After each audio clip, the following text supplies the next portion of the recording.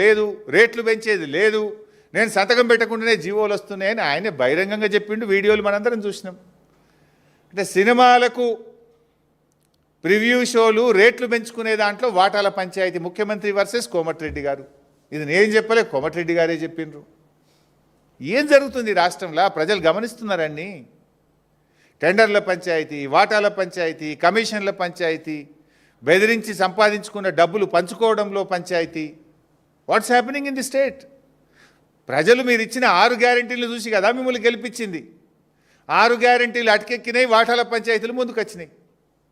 వాటాల కోసం తనకదస్తున్నారు మీరంతా. అరే మొన్న చూసినాం కదా, ఆయన పేరేంది, మన ఏఐసిసి నాయకులు సంపత్ కుమార్ గారు డైరెక్ట్ కాంట్రాక్టర్నే బెదిరించేసిండు. 8 కోట్లు ఇస్తావా అని పేపర్లలో చదివినాం మనం. 8 కోట్లు ఇచ్చేదాకా కాదు అని వాళ్ళను కొట్టుడు, బండ్లు గుంజుకునుడు. కాంట్రాక్టరే స్వయంగా పోలీస్ డిపార్ట్మెంట్కు కంప్లైంట్ ఇచ్చిండు కదా. ఏది యాక్షన్? ఏది సిట్? ఏది? మా జర్నలిస్టులను వేధించడానికి సిట్టు, ప్రతిపక్ష పార్టీ బీఆర్ఎస్ను వేధించడానికి సిట్ల మీద సిట్లు, కమిషన్ల మీద కమిషన్లు. మరి వీటి మీద సిట్లేవి, కమిషన్లేవి? నేను అడుగుతున్న, కాకీ బుక్ అందరికీ సమానమే అని నీతులు చెప్పే డీజీపీ శోధర్ రెడ్డి గారు, మీ కాకీ బుక్ కాకెత్తుకపోయిందా? ఎక్కడ పోయింది?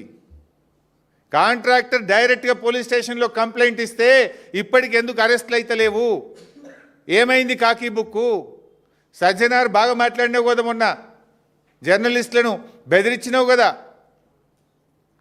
ఎమర్జెన్సీ ఉంటే మీరు ఇక్కడ ఉంటారా, నేను మీతో మాట్లాడతానా, మీరంతా జైల్లో ఉంటారని జర్నలిస్టులనే బెదిరించే ధోరణితో మాట్లాడినావు కదా. ఏమైంది నీ రూల్ బుక్కు? సజ్జనార్, నీకు ఇవేం కనబడతలేవా? నేను అడుగుతా ఉన్నా. ఇది ఒక దండుపాలెం ముఠా తయారైపోయింది.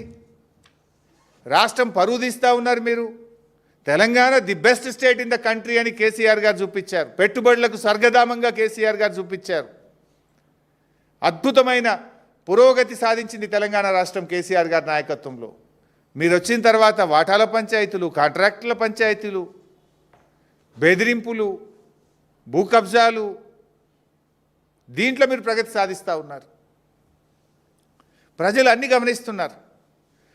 ఇంకో మాట వచ్చింది మొన్న మీడియాలో, రేవంత్ రెడ్డి తెలియకుండానే సిట్టేసిండ్రు.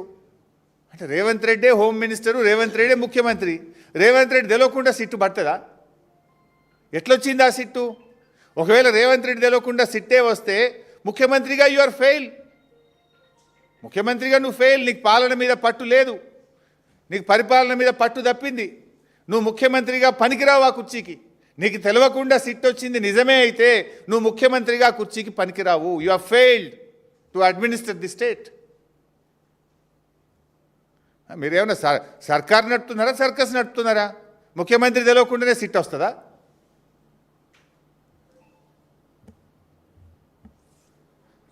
రేవంత్ రెడ్డి గారు నిన్న మాట్లాడిన వ్యాఖ్యలు చాలా తీవ్రంగా మేము ఖండిస్తూ ఉన్నాం. బీఆర్ఎస్ జెండా గద్దెలు కూల్చాలని మాట్లాడుతుండు.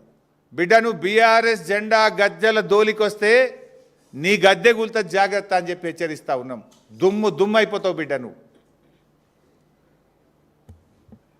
అయినా బీఆర్ఎస్ పార్టీ నువ్వు కూలిస్తే బీఆర్ఎస్ పార్టీ ఏదో జెండా గద్దెల్లో లేదు, ప్రజల గుండెల్లో ఉన్నది బీఆర్ఎస్ పార్టీ.